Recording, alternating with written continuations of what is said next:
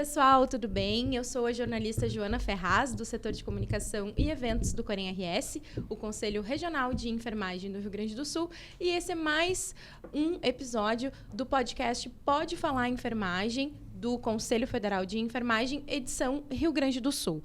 O COFEN escolheu, então, das 5 regiões do país, um Corém, né, de cada estado, para fazer esses podcasts, essas edições especiais. E na região sul, o Rio Grande do Sul foi o escolhido. Então, a gente está aí conversando sobre uma série de temas de interesse da enfermagem e da sociedade.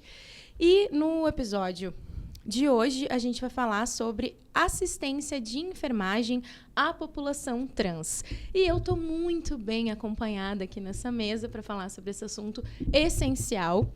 Vou começar pelo nosso conselheiro, o técnico de enfermagem Edgar Wagner da Silva Moraes. O Edgar atua, então, no Hospital de Clínicas de Porto Alegre, o HCPA. É ativista LGBTQIAPN+, e membro do Grupo pela Diversidade do Sindsaúde aqui do Rio Grande do Sul. Bem-vindo, Edgar. Obrigado, Joana. E conosco também está a enfermeira Helena Cortez. Ela é a primeira enfermeira doutora mulher trans, doutora em ciências, enfermeira de saúde mental e psiquiátrica, tem aperfeiçoamento em formação de pessoal, em reabilitação psicossocial e, atualmente, é professora de enfermagem da Universidade Federal de Santa Catarina, nosso estado vizinho aqui. Bem-vinda, Helena. Obrigada. Obrigada, Joana. Prazer estar aqui com vocês. E conosco, para finalizar a nossa mesa, a gente tem o técnico de enfermagem Natan Santos do Amaral. O Natan é um homem trans, também trabalha no Hospital de Clínicas aqui de Porto Alegre, é membro do Comitê de Diversidade, Equidade e Inclusão do hospital, e também membro da Comissão Sindicante Permanente do Hospital de Clínicas. Bem-vindo, Natan. Obrigado, Joana. Prazer estar aqui. Obrigado pelo convite. Então, sem mais delongas, eu já vou passar aqui a palavra para o Edgar, só fazendo uma observação, né, Edgar, que esse é, sim, um tema muito caro, né, para a gestão do Corém RS. A gente vem tratando disso ao longo do ano passado. A própria professora Helena já participou de podcast, de lives conosco, já esteve aqui presencialmente também falando sobre isso. Então, queria que tu dissesse para nós o porquê, né, da importância desse tema e o que a gestão vem fazendo. Nós, enquanto conselho, a gente tem uma preocupação importante, efetiva, para que a gente consiga fazer com que a enfermagem se qualifique cada vez mais para atender a população trans, a população LGBT. E a gente ainda está engatinhando nesse assunto, no sentido de criar protocolos, conversar com equipes, normatizar algumas coisas, né, até apresentar os temas para a academia, para a formação técnica. E são esses espaços que contribuem para que a gente possa promover essa mudança no paradigma da enfermagem, que é o que a nossa gestão procura fazer a partir de agora, né? Helena, a gente estava falando, tem sempre um antes, tá, gente? Bastidores. A gente estava aqui conversando antes de começar a gravar, né, Helena? E a gente estava, enfim, falando da dificuldade de acesso da população trans aos serviços de saúde, né? Que são por N razões. Então, eu gostaria que tu nos falasse um pouquinho sobre isso, assim, porque muitas vezes nem chega a procurar atendimento, né? Queria que tu falasse um pouco sobre esses motivos e como que tu vê, de fato, a enfermagem nesse cenário, né? Falta falar sobre esse assunto, falta qualificar? Eu acho que é um assunto da maior importância, né, Joana? Se a gente for pensar a enfermagem como ordenadora do cuidado, né, nós somos a maior parte da força de trabalho do serviço de saúde no Brasil, né? Nós somos mais de 60% da força de trabalho nesse país. Se a enfermagem para, não tem saúde. Sim. Então, a gente começa esse podcast falando a partir desta visão, né? Quando a gente pensa na saúde da população trans, né, dos cuidados transespecíficos, mas também pensando no cuidado integral dessa população, da qual eu faço parte, a gente se depara com um cenário muito difícil, né, de negações de direitos, de falta de capacitação das equipes. Pessoas trans não chegam ao serviço de saúde. Pessoas trans acabam por chegar ao serviço de saúde quando já estão nos casos extremamente agudos, nos casos de emergência, né? As pessoas preferem ficar em casa, grande maior parte das vezes, né, do que sofrer uma segunda violência dentro do serviço de saúde. A despeito, quando os profissionais nos falam que não tem capacitação para nos atender, né? Então, começa pela negação do direito ao uso do nome social no serviço de saúde, que não é uma realidade em todos os serviços, para o bem e para o mal, né? Não basta você... nome social é um nome para ser usado no lugar do nome de registro. As pessoas trans podem retificar o seu nome. Não é uma obrigação. É um direito. Pelas suas mais diversas situações, né, que a gente pode debater num outro momento. Mas é um direito. Então, se você está usando o nome social, ele precisa ser usado no lugar do nome de registro. Não adianta lá no frasco do soro você colocar o nome social e entre parênteses o nome de registro, né? Inúmeras vezes a gente acaba enfrentando essas situações. Outras situações são as faltas de capacitações técnicas, que a gente estava trocando aqui com o Edgar, né, com o Natan mais cedo, né, que a gente ainda tenta normatizar processos da enfermagem a partir de protocolos, né, que talvez num primeiro momento possa ser interessante. Normatizar por meio de protocolos, talvez, mas daí a gente tem uma outra questão, que é não ficar amarrados aos protocolos, que isso também pode ser um problema. Sim. Mas talvez como um pontapé inicial para um processo de enfermagem mais efetivo, o protocolo possa ser interessante. Então, as barreiras que a população trans vai enfrentando no contexto do serviço de saúde perpassa por inúmeras violências, né, simbólicas, e às vezes concretas, né? E que muitos nos preocupam, assim. Uma outra questão que eu queria só colocar antes de encerrar assim, esse primeiro momento é dizer que nós não podemos, né, ser restringidas às dimensões de gênero. Parece que a população trans, quando chega ao serviço, vai ao serviço de saúde, no hospital, na atenção básica, para cuidar das suas relações, das suas questões de gênero. E não é isso. Pessoas trans têm dor de garganta, pessoas trans precisam usar óculos, pessoas trans precisam fazer pré-natal, pessoas trans precisam fazer múltiplas questões de saúde, que não necessariamente são só as questões de gênero, né? Então, esta também é uma questão assim que vai nos colocando... Ser trans, né, parece nos colocar num gueto, né, inclusive dentro do serviço de saúde. E é importante dizer também para os nossos colegas, né, para a equipe da enfermagem, né, que as pessoas se analisem, né, se auscultem na perspectiva que disponibilidade você tem para cuidar do outro que não é cisgênero como você. As minhas questões religiosas, as minhas questões culturais. Bom, isso você guarda na sua bolsa, né, e você precisa atender o outro.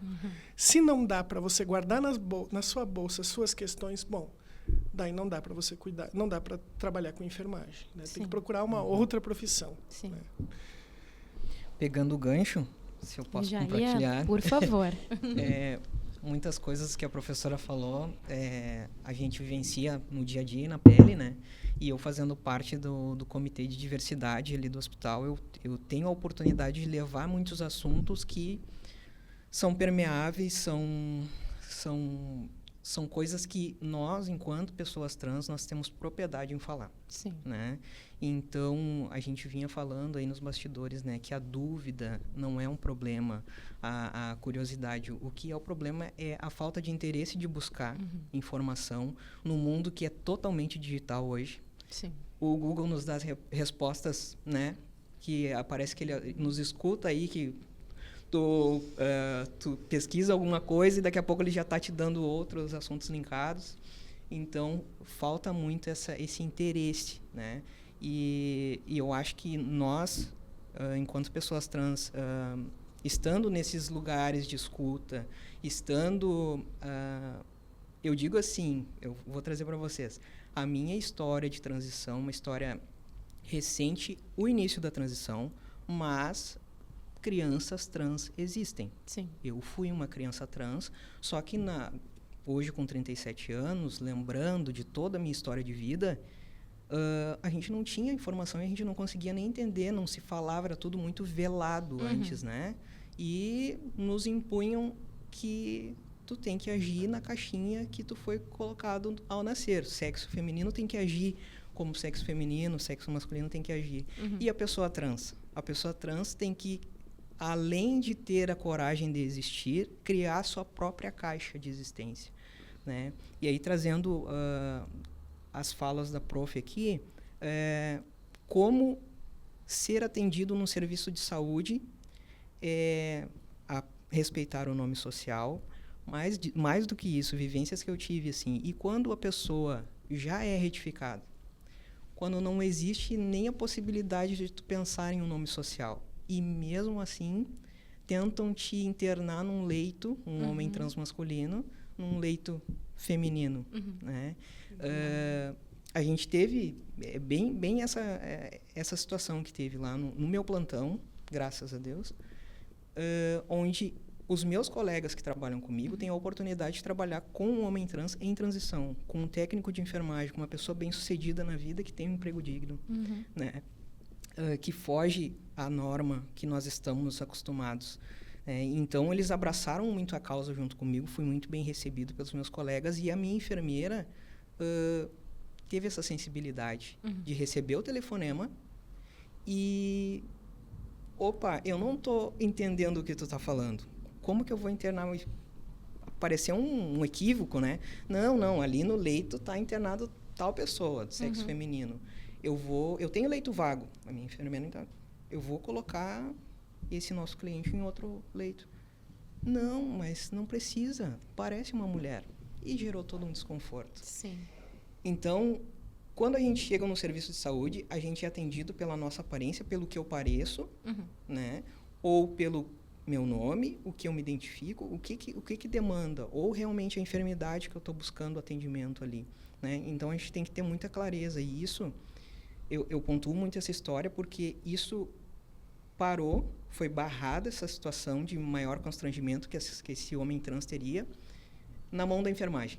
Então, olha o quanto a gente tem o poder de barrar isso, e mais do que isso, de nos qualificarmos, porque eu fiquei pensando, é inadmissível uma pessoa que lida com a vida, que faz o nosso juramento, que a gente sabe que é tão rico, será que as pessoas, no decorrer da carreira, vão esquecendo do que juraram, do que, né, do que se linkaram, do que se propuseram a fazer na vida? Então, a enfermagem tem esse poder nas mãos, né?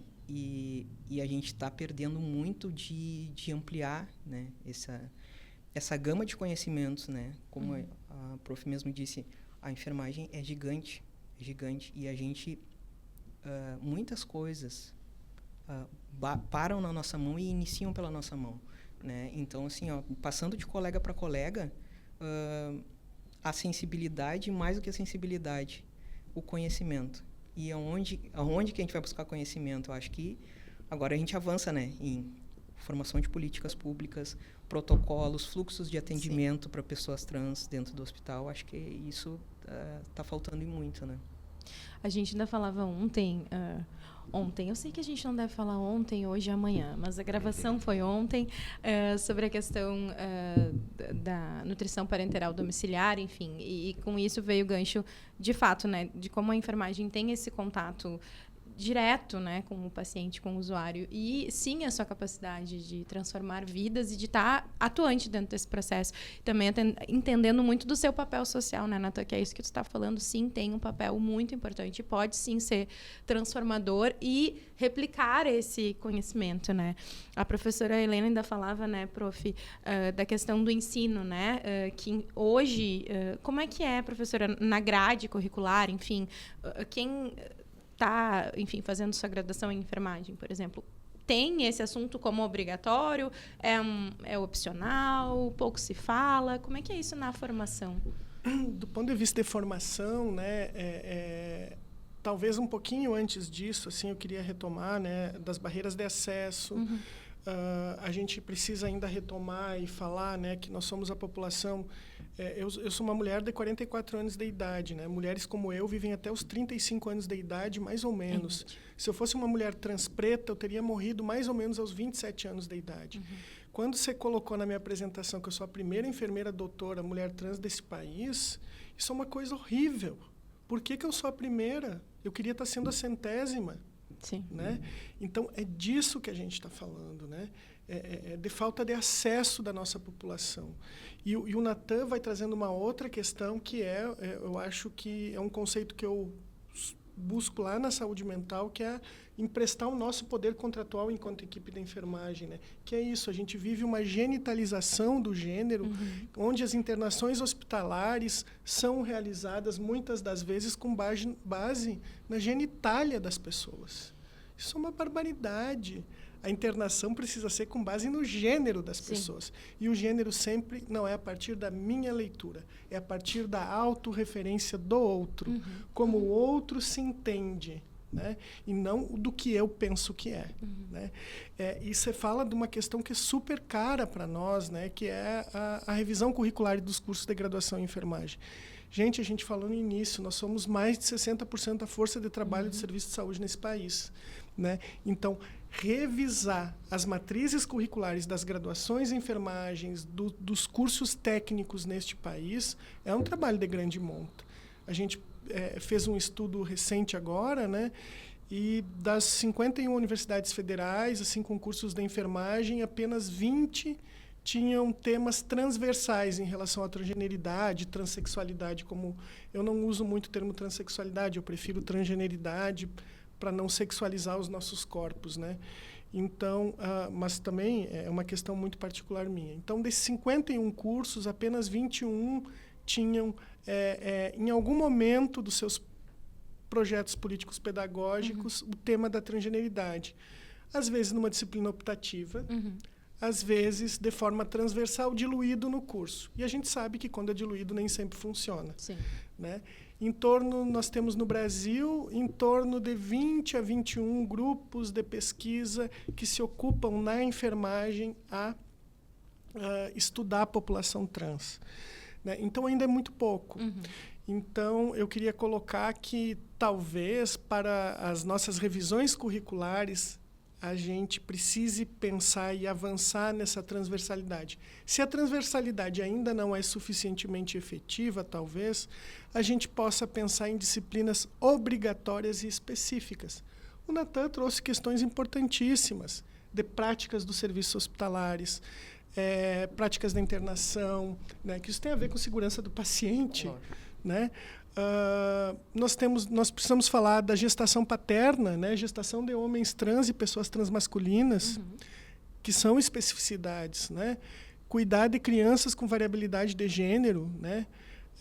Às vezes a criança, sei lá, né, que a gente entende, né, que é menino, ele quer só se vestir como a Frozen, mas às vezes ele se entende como uma pessoa que tem uma variabilidade de gênero, que a gente também precisa oportunizar que essa criança tenha suas vivências. Mas então, cuidar de pessoas com variabilidade de gênero, com crianças com variabilidade de gênero, é uma questão que é super importante, isso precisa ser dialogado nos cursos de formação em enfermagem e, por sua vez, nos cursos técnicos de enfermagem. Gente, a gente tem a faca e o queijo na mão.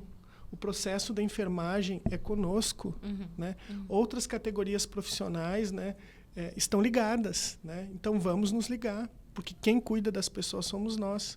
E esta falta de acesso nos serviços de saúde nos leva, muitas das vezes, aquelas pessoas que assim o desejam, fazer modificações corporais para fora do país, fazer cirurgias, gastar, se endividar. Né, se endividar. Nem todas, né, todas e todos temos, né, possibilidade de empregos dignos. A grande maior parte de nós não tem. Né? Então, vão para fora do país fazer processo cirúrgico, se endividam. E fora do país a gente vê que há um nicho importante para a enfermagem, e as enfermeiras fora do país usam isso como um nicho de trabalho e de especificidade. Por exemplo, na Tailândia, em Londres, nos Estados Unidos, né, as enfermeiras fazem meetings antes dos processos operatórios de modificações corporais para aqueles e aquelas que assim o desejam. Né? Fazem reuniões, né, cuidado corporal, saúde integral, saúde mental, para você se conhecer após o procedimento cirúrgico. Né? Então, são meetings que são feitos na consulta da enfermagem com a enfermeira. Né? Então, urge que nós, aqui no Brasil, né, nos apossemos e tomamos o protagonismo frente desse cuidado, que é as transespecificidades. Né? tanto do ponto de vista da atenção básica quanto na atenção hospitalar, né? A gente tem a faca e o queijo na mão, né? E o Natan falou uma coisa importante e é interessante. Não sabe, chama quem vivencia para qualificar, né? A gente vai ter a portaria agora, a antiga portaria do processo transexualizador, que foi revisada, já foi pactuada na CIT, né? Que vai ser o programa agora de cuidados transespecíficos, né? De atenção especializada à população trans, que vão entrar múltiplas dimensões que não estavam contempladas anteriormente, né? E uma dessas dimensões são os processos de educação permanente na atenção básica, nos ambulatórios e na atenção hospitalar também, né? Chamando as pessoas trans para que possam dialogar, né, com as equipes de saúde a respeito das suas vivências, porque a gente parece que aqui no Ocidente tem uma questão importante, assim, parece que é quase um pecado falar das vivências ou das nossas narrativas, né?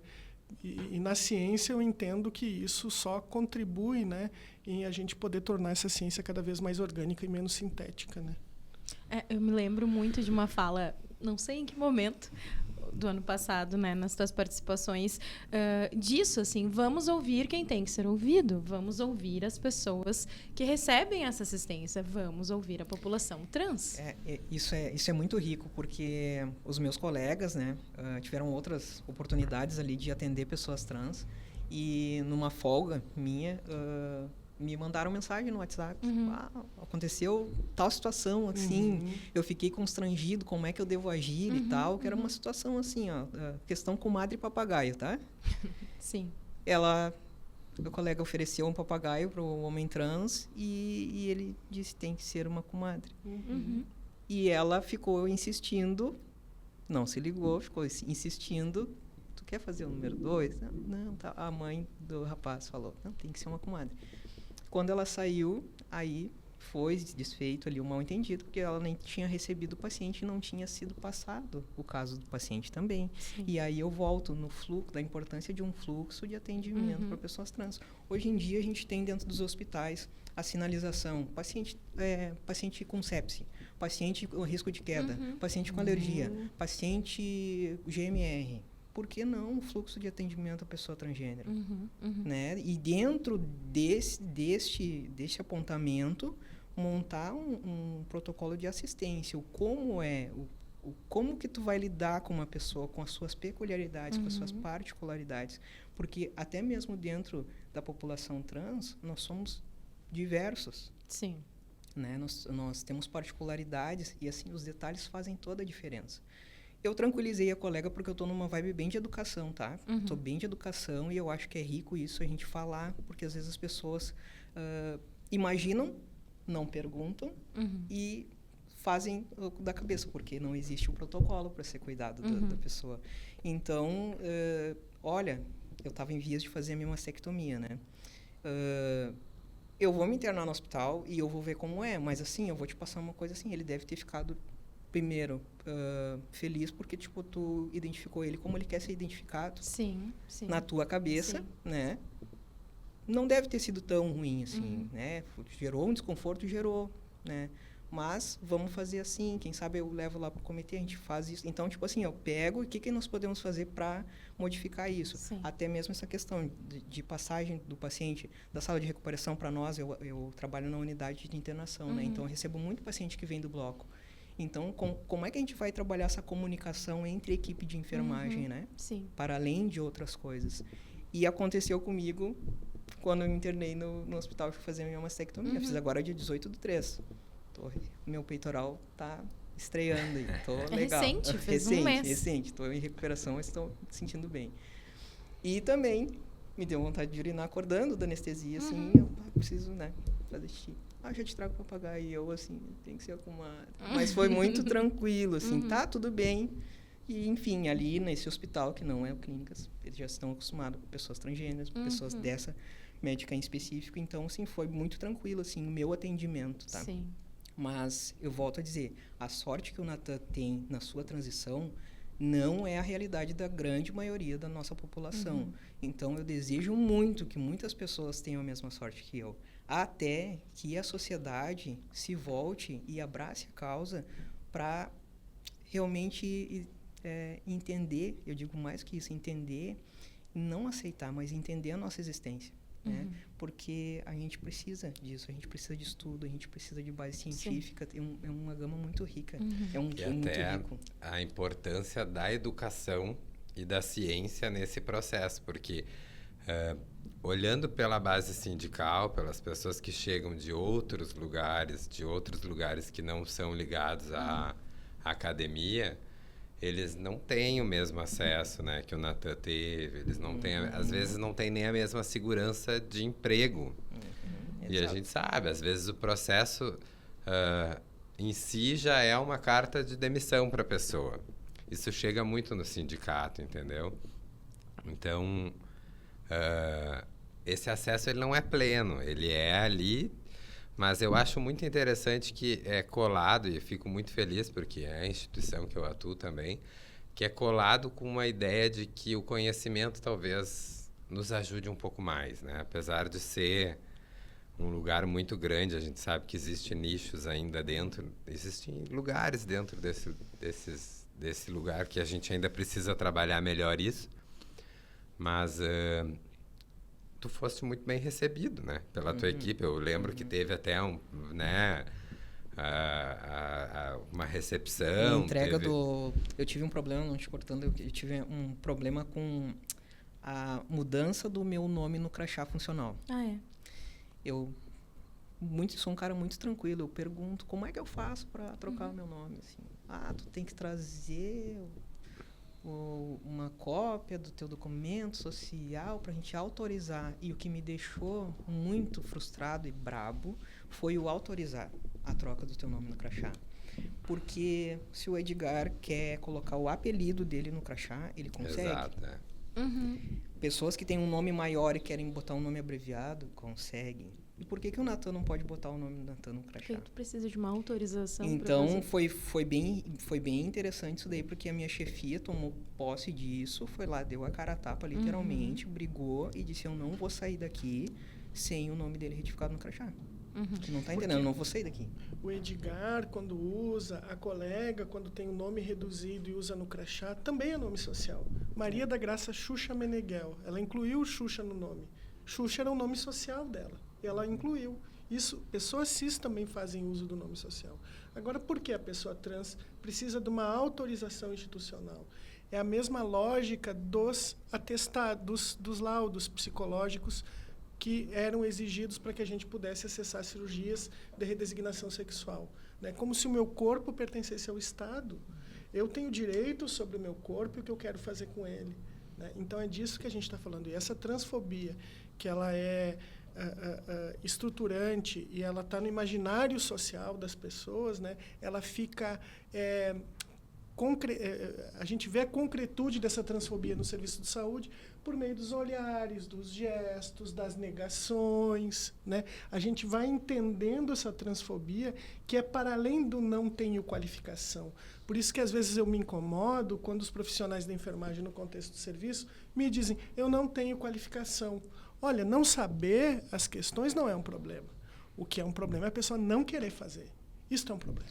E o problema também é o hospital, no caso da nossa região, ter o título de referência. Nós somos referência em cirurgias de transição de gênero no país. Sim. Ok, nós temos o título. Mas no dia a dia, esse título está linkado só porque a gente coloca as pessoas trans num pacote e faz determinadas cirurgias que acham que é dito para tal sexo e tal sexo, ou realmente tem uma preocupação com a existência das pessoas trans, entendeu? No dia a dia. Então, tem muitas falhas de processo nos pacientes e tanto para funcionários, eu acho. Eu tenho certeza disso, que depois dessa minha entrada em comitê, e eu deixei minha rede social aberta, eu compartilho muito. Essa questão do crachá foi isso que eu coloquei. A questão dos banheiros eu coloquei na minha rede social, porque são coisas que não chamam a atenção no dia a dia de quem não precisa, né? Mas são detalhes que são bem pertinentes à população trans. Então, mais do que receber títulos de que somos referência, por que não nos referenciamos mesmo, né?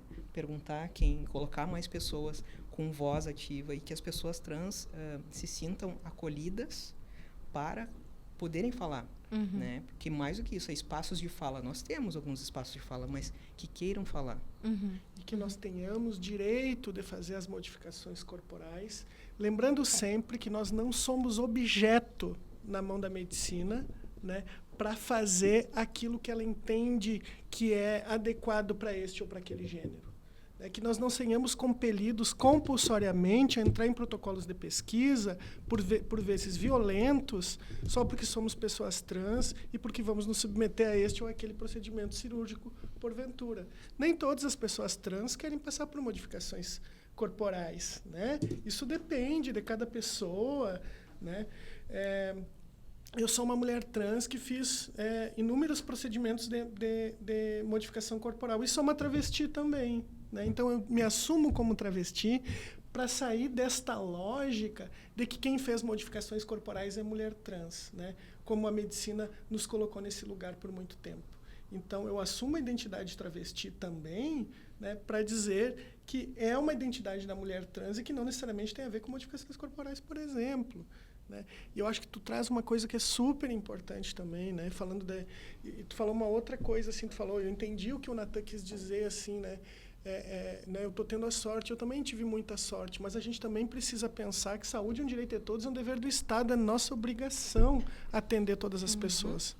Né? Nós não estamos fazendo favor para ninguém atender aquela pessoa trans. Você tem a obrigação de fazer isso. Você tem a obrigação de capacitar a sua equipe lá na unidade básica, lá na atenção hospitalar, para atender a população trans. Ninguém aqui está fazendo... É um direito que nós temos. Né? Então, é disso que a gente está falando. E a gente precisa investir, eu acho que, pensando em estratégia, sabe? Eu estava aqui pensando de acolhimento e de acolhimento mesmo à população trans, né, como estratégias de ambiência. Às vezes você vai lá na atenção hospitalar, vai lá no posto de saúde, na unidade básica, lá no ambulatório, tem uma bandeirinha da diversidade, tem uma bandeirinha trans, né? Isso, por mais simples que seja, são signos, né? Signos e símbolos de acolhimento à nossa população. Então, assim, que a gente precisa cada vez mais trazer a população trans para dentro das unidades. Daí eu pergunto para ti que está nos vendo, está nos assistindo, você tem a população trans mapeada no seu território de abrangência? Cadê as travestis no seu território de abrangência? Será que você sabe onde elas estão? Não, elas não vêm na unidade. Você está indo na casa delas? Né? Elas não vêm na unidade porque elas e eles, as pessoas transmasculinas, têm seu direito à saúde negado, mas você está indo fazer a visita domiciliar nela, ela não vem neste horário. Claro, muitas das nossas companheiras são profissionais do sexo, elas só acordam às 3 horas da tarde, às vezes. Então, você tem que ir na unidade, na casa dela, e não ela vir ao posto, à unidade básica. Por exemplo, nós temos que nos adaptar às pessoas e não o inverso disso. A gente ainda falava... Eu fico falando aqui dos bastidores, vocês ficam pensando que é super interessante o papo, e é mesmo, mas a gente está falando boa parte aqui. A gente ainda falava, né, Edgar, de como isso surgiu como uma pauta, digamos assim, né, na tua vida, né, na tua trajetória profissional, e o quanto, de repente, vamos falar sobre diversidade. Não, para aí, a gente tem que falar sobre... vários pontos específicos, que é o que a gente está trazendo aqui. Queria que tu falasse um pouco da tua trajetória como militante, posso chamar assim, né, Edgar? Ao trazer essas discussões e ficar pontuando a importância dessas discussões. Eu acho que, assim como todo homem gay, eu acho que a minha trajetória ela começa um pouco egoísta frente às coisas assim que tem dentro dessa sopa de letrinha, né? Então, eu acho que num primeiro momento eu quis separar assédio moral de homofobia, né? O grupo Diversidade, ele ganhou uma proporção que ele ficou de portas abertas. Então, assim, a gente saiu daquele lugar de vítima, né? Enquanto profissional de saúde, né? Mesmo sendo um homem gay, a gente saiu daquele lugar de vítima para algoz, porque o usuário chegou até nós e nos disse assim, não, mas vocês nos violentam. Né? Vocês não nos acolhem bem, vocês não são pessoas legais com a gente quando a gente chega para ser atendido. Então, foi a partir daí que eu saí da minha bolha, né? E eu acho que existe muito isso, inclusive, entre homens gays, pessoas lésbicas, né? A gente não olha para o lado. Eu acho que é bem como a professora Helena falou, né? Tipo, quem são as pessoas trans que estão na tua rede em volta de ti, né? Então, a minha história começou por aí. Eu acompanhei a transição do Natan e acompanhei outras transições também que não foram tão felizes. A gente sabe disso, de instituições privadas, de pessoas que saíram da profissão e foram jogadas na prostituição por conta do processo de transição. E que, né, sempre me impactou muito aquilo, no sentido de, nossa, poxa, como assim? Essa pessoa deixou de ser profissional porque agora resolveu assumir o seu gênero. Mas, enfim, a transição do Natan me chamou a atenção porque eu vi ali naquele espaço o quanto a equipe de enfermagem é importante, porque aquilo ali foi confortável, porque tu teve uma equipe que se adequou àquilo e que tentou o máximo possível fazer.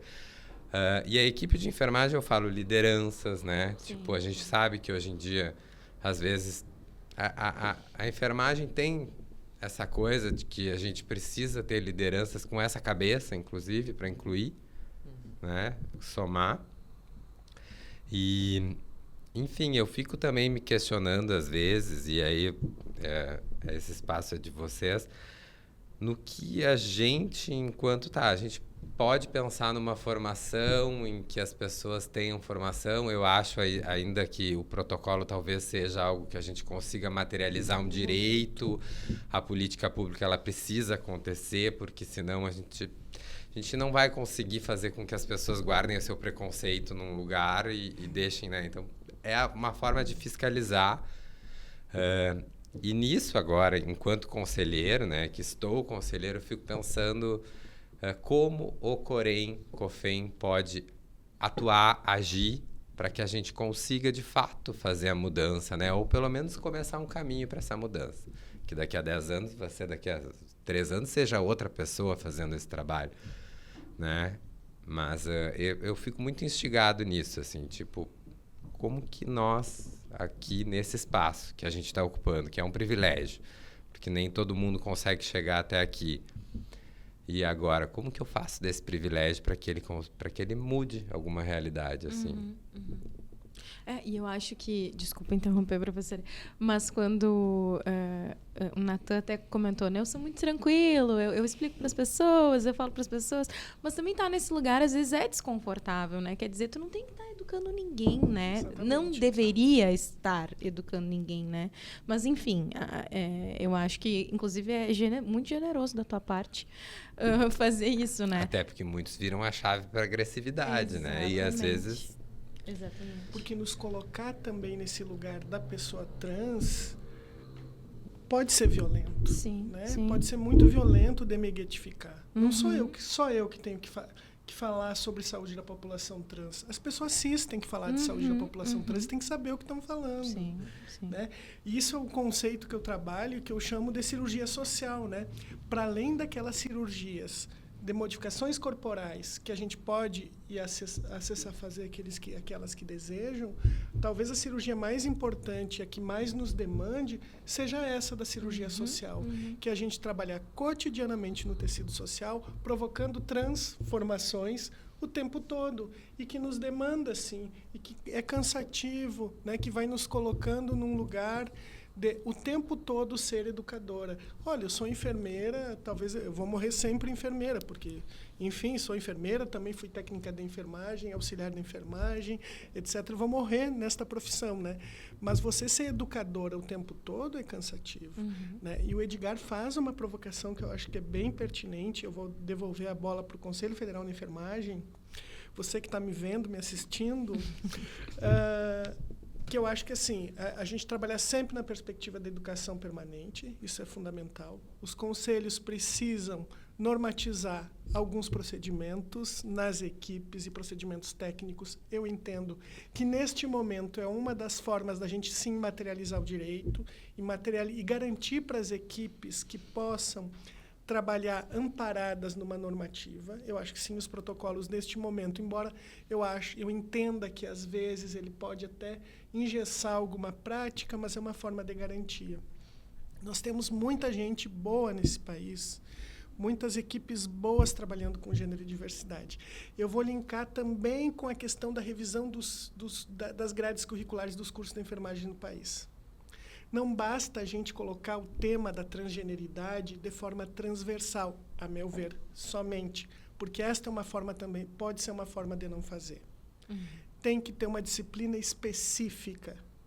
Assim como o fazer da enfermagem precisa, Corém, ter uma regulamentação COFEM de uma especialidade do que a gente já está fazendo, né? E eu me coloco como parceira também, né? Já vendendo aqui o meu jabá, né? A gente já discutiu com o Grupo da Bahia, né, com outros colegas, a possibilidade que a gente tem de normatizar uma especialidade para a enfermagem de diversidade e saúde da população LGBTQIAPN+. Né? Ou seja, normatizar uma especialidade para o enfermeiro, para a enfermeira, trabalhar com a sua equipe com gênero e diversidade. A gente tem uma especialidade em sexualidades, mas não é disso que a gente está falando. A gente está falando de saúde específica da população LGBT, que tem as suas especificidades. Se a gente entrar só no TT, né, transgênero, né, mulheres trans, travestis, pessoas trans, homens trans, pessoas transmasculinas, tem especificidades que a gente precisa dialogar, precisa discutir. Vou dar um exemplo para vocês. Depois de acessar modificações corporais, né, processos de modificações corporais. A gente está usando a hormonização ainda off-label. Né? A gente não tem estudos de corte grande para ver o que vai causar este uso da hormonização em pessoas trans. Né? Pessoas trans que acessam modificações corporais e procedimentos cirúrgicos, você vai lá, acessa o procedimento cirúrgico. E quando você cai no sistema de saúde de novo, o profissional de saúde diz assim, não, você já acessou. Você já acessou a modificação corporal que queria. Vire-se. Não fui eu que fiz. Por exemplo, cirurgia de redesignação sexual em mulheres trans travesti. Né? Eu sou uma travesti que fiz a cirurgia de redesignação sexual. Né? Meu epitélio vaginal é diferente do epitélio vaginal da mulher cis. Meu epitélio vaginal é com tecido intestinal. Eu preciso investigar se vai criar pólipos no meu intestino, porque no meu intestino também, mas no meu canal vaginal, porque eu tenho histórico de câncer de intestino na família.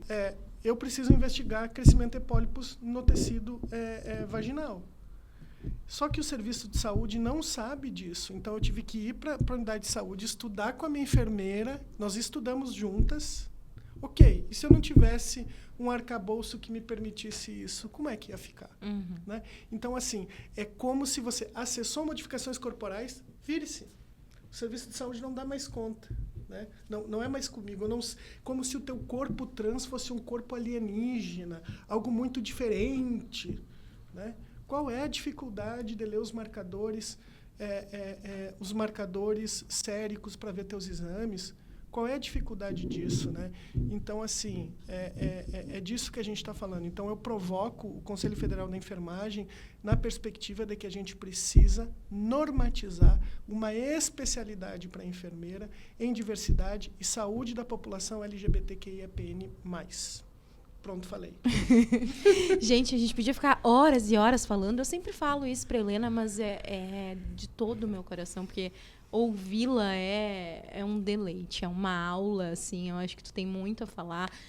Conheci hoje o Natan, também te ouvi, está sendo incrível. Edgar, a mesma coisa, a gente tem uma convivência, né, mais intensa agora, ele enquanto conselheiro.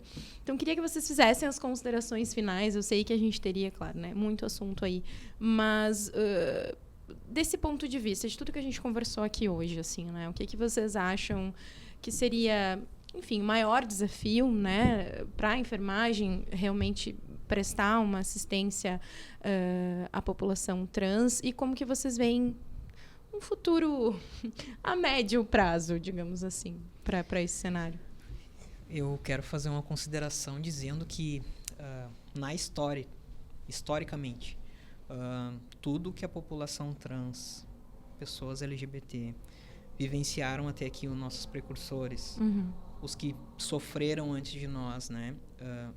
Tudo valeu a pena até aqui, muito a pena. Toda essa caminhada que foi feita na questão de busca de direitos, direito ao nome, direito à redesignação. Isso é muito importante. E graças a isso, o Natan existe. E o Natan vai morrer uma pessoa feliz, independente de quando for a minha hora, ninguém sabe. Eu vou passar por essa vida sendo uma pessoa totalmente feliz. Eu já era uma pessoa feliz, mas assim, ó, feliz em plenitude, em tu poder ser quem tu é, tu poder exercer a tua profissão, continuar vivendo a vida que tu construiu na tua vida anterior, eu digo na outra encarnação, né, no nome morto. Mas assim, a gente constrói muita coisa antes de fazer a transição, né? E não é justo perder isso, ter que zerar a vida.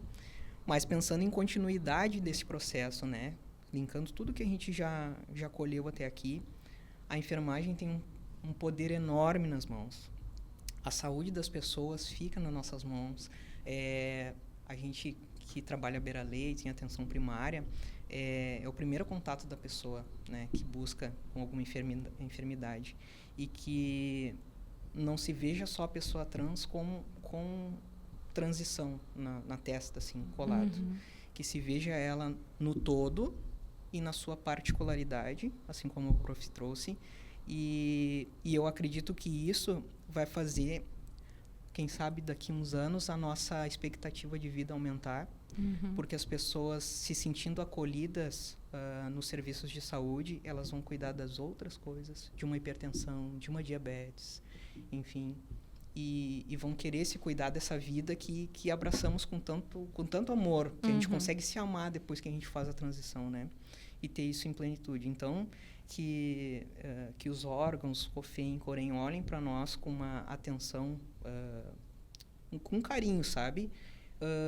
Porque tem muita gente boa nesse processo, tem muita gente querendo aprender e o ensino, o aprendizado tem que chegar de alguma forma, assim como o Edgar trouxe, o que a gente pode fazer para daqui para frente, né? Eu acho que todas essas iniciativas dos órgãos que têm esse poder na mão, normatizando, né, a nossa causa, e mais do que isso, sensibilizando e conscientizando a população em geral e principalmente as pessoas que trabalham com isso, para que quando se mude a gestão, quando, enfim, troque as cadeiras de lugar, que isso continue, que isso permeie, que isso seja tão fixo que a gente só vá agregando mais coisas e mais melhorias para a nossa população. Prof, eu vou deixar por último, Edgar. Eu já faço agradecimentos. Pode. Eu queria agradecer ao Corém do Rio Grande do Sul, né, por este convite delicado e oportuno de estar aqui, né, o Conselho Regional do Rio Grande do Sul, o Conselho da Enfermagem, o Corém do Rio Grande do Sul, sempre é muito atencioso comigo. Para mim é um prazer estar aqui com vocês, conhecer o Natan, estar com a Joana, o Edgar aqui, né, nessa troca que muito mais me ensina do que qualquer outra coisa, que me ensina muito mais sobre humanidade, que eu acho que é disso que a gente está falando. Sim. Né? E eu só estou aqui hoje porque tiveram outras antes de mim, né? Outras que morreram nas calçadas, né? No trabalho sexual de forma compulsória. Por outras dandaras que foram mortas a pauladas. É por causa destas mulheres que eu estou aqui. Se não fossem elas, eu não estava aqui hoje. Eu não era uma enfermeira, eu não era professora, eu não era doutora, talvez não fosse nem Helena. Então, um salve, né, um reconhecimento às minhas primeiras, aos meus primeiros, às minhas primeiras, né, que são muito caras a mim. E eu queria dizer para os meus colegas, né, das equipes da enfermagem, que vão nos escutar, que se abram à diversidade. Né? A beleza do mundo está na diversidade e não na homogeneidade. Né? Viva a diferença. Né? E que a gente possa destruir dentro de nós os manicômios internos que nos aprisionam e nos embarreram de aprender o diferente, o novo. Né? Este é o primeiro passo. Né? O primeiro passo é destruir dentro de si essas amarras manicomiais que impedem a gente de se abrir ao novo, ao diferente. Quando a gente começa a se abrir ao novo e ao diferente, tudo fica mais fácil. Daí a gente vai procurar capacitação, a gente vai procurar aprender outras possibilidades e outras tecnologias de cuidados da enfermagem que privilegiam esse outro ser humano que tem um jeito diferente de ser e de estar no mundo. como todas as pessoas, né? Então, isso é o principal, a meu ver, né? Se abrir à diversidade. Ai, que linda. Se vocês quiserem falar, eu vou falar depois das redes do COFEM e do Corém, mas se vocês quiserem falar suas redes, o Natan fala aqui, né? Sim. Agradecendo, então, já não sabia que já ia terminar, já, então quero agradecer a oportunidade de fala, muito rico hoje a nossa troca, tá aqui e fazer parte desse todo, isso é histórico, nós estamos fazendo história, fazendo isso, né? Muito obrigado pelo convite, muito obrigado pela atenção, prazer conhecê-los. Quem quiser me seguir na rede social, eu posto muita coisa da minha transição, todo o processo, enfim, ali em questão de educação mesmo e que as pessoas busquem mais informação através disso e vejam e que nós consigamos nos unir aos nossos pares, né? Porque até então, quem eu conhecia de pessoa trans era muito além de mim, pessoas nos livros e tal. Mas vivenciar no dia a dia, isso é muito legal. Então, Natan Amaral, com TH, 1986. Tudo junto. Meu ano de nascimento. Isso aí. Natan Amaral, o Natan com TH, Isso. 1986. Exato. Que é o teu ano de nascimento. Exato. Lá na UFSC nós temos um laboratório de pesquisas que chama Mental Trans, do qual eu sou a líder, né? Então é um laboratório de pesquisas em tecnologias, inovação, em enfermagem psiquiátrica, atenção psicossocial e transgeneridades. É um laboratório que está cadastrado no CNPq, UFSC CNPq, mas talvez seja mais fácil me achar na rede primeiro, @Helena_HMC, Helena Moraes Cortez. E ali tem o link para o laboratório, onde a gente discute questões inerentes à saúde mental da população trans também. Gente, sigam a Helena e sigam o Natan. Eu já sigo a Helena e hoje vou começar a seguir o Natan. Edgar? Então, eu quero agradecer, né, vocês, quero agradecer ao COFEM pela oportunidade da gente poder trazer esse tema que é tão importante para nós, enquanto plenário aqui no Rio Grande do Sul. E quero também, como a professora, deixar uma provocação para os meus colegas, independente da posição que ocupe, seja enfermeiro, seja técnico, a gente não pode se ater à mediocridade. Eu acho que a gente tem que conhecer a diversidade na literatura. Às vezes a gente não quer, a gente trabalha com cardiologia, com atendimento pré-hospitalar, e a gente não quer, acha que esses temas são muito sociais, muito amplos. Então, assim, começa pela literatura, começa a ler um bom livro, começa a conhecer as pessoas, começa a consumir escritores que sejam LGBT e abre um pouco, né? Eu acho que isso é a provocação para a gente. A gente é enfermagem, a gente precisa se abrir também para a cultura. Eu acho que a cultura também vai nos alimentar e nos tornar uma pessoa melhor para propor esse atendimento mais humanizado. Queria deixar um registro aqui, que foi o Natan que fez a provocação para esse plenário, para este conselheiro, né, sobre a isenção da taxa da segunda via da CIP, né, da carteirinha.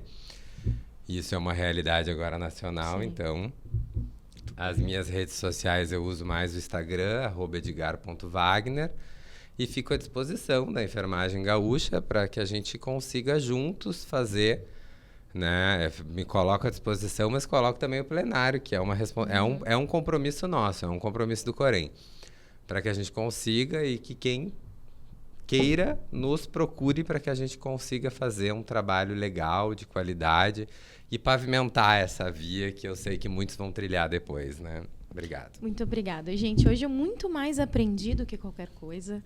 Foi uma honra ter dividido essa mesa com vocês, de verdade. A gente tem sempre, né, que falar sobre todo e qualquer tipo de diversidade. Eu até anotei a tua frase aqui, Helena. A beleza do mundo está na diversidade. Vamos nos abrir à diversidade, vamos entender que sim, essa é a grande beleza do mundo. A gente quer, então, agradecer ao COFEM, ao Conselho Federal de Enfermagem. Esse é o Pode Falar Enfermagem, que é o podcast do COFEM na edição regional do Rio Grande do Sul. Sigam o Corém RS nas redes sociais, o COFEM nas redes sociais. Se tu está nos assistindo ou nos ouvindo, ou ambos, compartilhe esse episódio para que ele chegue a um número máximo de pessoas, sejam profissionais da enfermagem, não sejam, porque esse é muito mais do que um tema da enfermagem, ele é um tema da sociedade e a gente tem, sim, que discutir, quebrar barreiras e se informar, né, gente? Então, mais uma vez, obrigada, Helena, que veio de Santa Catarina. Obrigada, Natan. Foi um prazer te conhecer. Obrigada, Edgar. E até a próxima. Acompanha, porque vamos ter mais 4 podcasts, videocasts feitos aqui da edição do Rio Grande do Sul. Um abraço e até a próxima. Obrigado.